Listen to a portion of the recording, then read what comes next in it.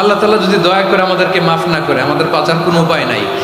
আপনি কি ভেবেছেন আপনার নামাজ দিয়ে আপনি জান্নাতে যাবেন? আপনি তাহাজ্জুদ গুজার সেজদা দিতে দিতে কপালে দাগ ফেলেছেন, এটা আপনারা জান্নাতে নেবে না? আপনি এলাকার সবচেয়ে বড় হাতেম তাই দানশীল, এই দানের ভরসায় বসে আছেন। কশিন কালো আমাদের নামাজ, আমাদের রোজা, আমাদের ইবাদত, এগুলোকে মিজানের পাল্লায় উঠালে কোনো ওজনই হবে না। তবে আমাদের একটা কৌশল জানা আছে, আমরা আল্লাহর রহমতের ভিখারি।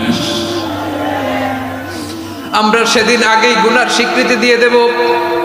আমরা বলবো, আল্লাহ তুমি প্রশ্ন করার আগে তোমার একটা কথা বলি, আমারে কিছু জিজ্ঞেস করো না, আমি সব করেছি। এমন কোন পাপ নাই যে পাপ আমারে দিয়ে হয় নাই। তোমার রহমত দিয়ে তুমি জান্নাতে পাঠাবা, তোমার দয়ায় জান্নাতে যেতে চাই, আমল দিয়ে না। পারবেন বলতে? কিয়ামতের দিন আমরা বলবো, আল্লাহ আমার আমল দিয়ে জান্নাত চাই না, আমি তোমার দয়া দিয়ে জান্নাত চাই। তোমার দয়া ছাড়া আমার কোনো উপায় নাই।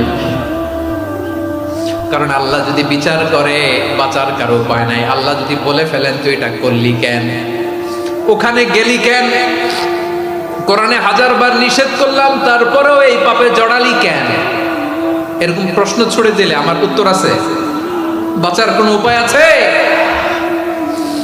রোজ হাসরে হে আল্লাহ আমার করোনা বিচার, আল্লাহ করোনা বিচার। বিচার চাহি না তব দয়া চাই, এ গুনাহগার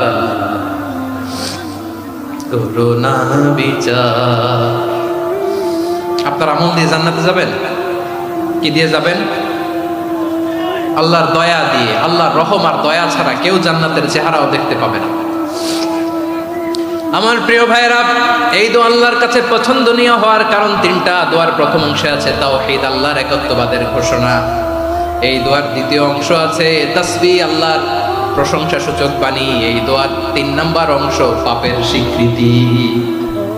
তাহলে আমরা সবাই গুনাহগার। আমরা আল্লাহর কাছে পাপের স্বীকৃতি দিয়ে বলবো, ও আল্লাহ ইন্নী কুনতু মিনাজ জালিমিন, আমরা জুলুম করেছি, পাপ করেছি, অন্যায় করেছি, আল্লাহ বুঝতে পারি নাই।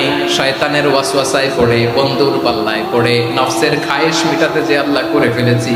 তুমি গুনাহ না মাফ না করলে আমাদের গুনাহ মাফ করার দ্বিতীয় কেউ নাই। ঠিক কিনা বলেন? এভাবে অনুতপ্ত হয়ে যদি আল্লাহর কাছে দোয়া করেন, দেয়ালে পিঠ থেকে গেছে, কোনো রাস্তা নাই বের হওয়ার, ওই মুহূর্তেও আপনাকে বিপদ থেকে উদ্ধার করবে কে?